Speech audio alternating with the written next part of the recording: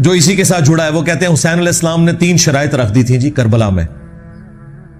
انہوں نے تو خود عبید اللہ ابن زیاد کو کہا کہ مجھے یزید کے پاس جانے دو، میں اس کے ہاتھوں میں ہاتھ دے کے بیعت کر لیتا ہوں. واہ واہ واہ سبحان اللہ. اگر یہ ہو جاتا تو عبید اللہ ابن زیاد نے لڑیاں ڈالنی تھی اور کہنا تھا یزید صاحب آپ کے ابا جی جو کام 4 سال تلوار کے زور پہ نہیں کروا سکے، دیکھیں میں نے کروا لیا ہے. اور یزید اسے کتنا انعام دیتا کہ میرے ابا جی جو کام نہیں کروا سکے، کہ حسین کی بیعت نہیں لے سکے، تم نے لی ہے. ظاہر ہے اس کے بعد تو پھر بنو امیہ کی حکومت لیجیٹمائز ہو جانی تھی نا، جب بنو ہاشم نے بیعت کر لی نبی علیہ السلام کے گھر والوں نے. آپ دیکھیں مسئلہ یہی تھا کہ جب تک حضرت حسین بیعت نہیں نہ کرتے وہ حکومت جو ہے لیجیٹمائز نہیں ہوگی، وہ تلوار کے زور کے اوپر ہے. تو یہ عقل مانتی ہے کہ عبید اللہ ابن زیاد یہ موقع جانے دیتا.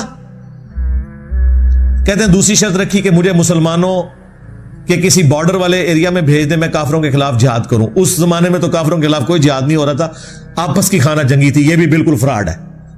تیسرا جی مجھے مدینہ شریف واپس جانے دو. انہوں نے مدینہ شریف کو جانا تھا، انہیں تو راستے میں پتا تھا کہ مسلم بن عقیل شہید ہو چکے ہیں اور میرے ساتھ کیا ہوگا. ان کو تو حدیثیں پتا تھی کہ میرے بارے میں موجود ہے. یہ جس کتاب سے انہوں نے پیش کیا انصاب الاشراف، امام بلازری کی کتاب، اور کہتے ہیں یہ 3 شرائط موجود ہیں. اور وہ آئے دن آپ کو وہ جو ایک مماتی دیوبندیوں کا مولوی ہے نا، وہ بھی یہ بیان کرتا پھرتا ہے، پکا یزیدی ہے وہ. ایون آپ تو وہابی اس کو اپنے پلیٹ فارم کے اوپر لے کے آتے ہیں، بندیالوی کو. اس کی میں نے طبیعت صاف کی تھی. کلن او یاد آیا جائے، میں انہوں پر دسیا سی تو قرآن بھی نہیں آتا ظالم، کتھوں چیزاں چک کے کتنے فٹ پہ کرنا ہے. کلن وعد اللہ الحسنہ، اس کی میں نے تفسیر بھی بیان کی تھی قرآن سے، بخاری سے، مسلم سے.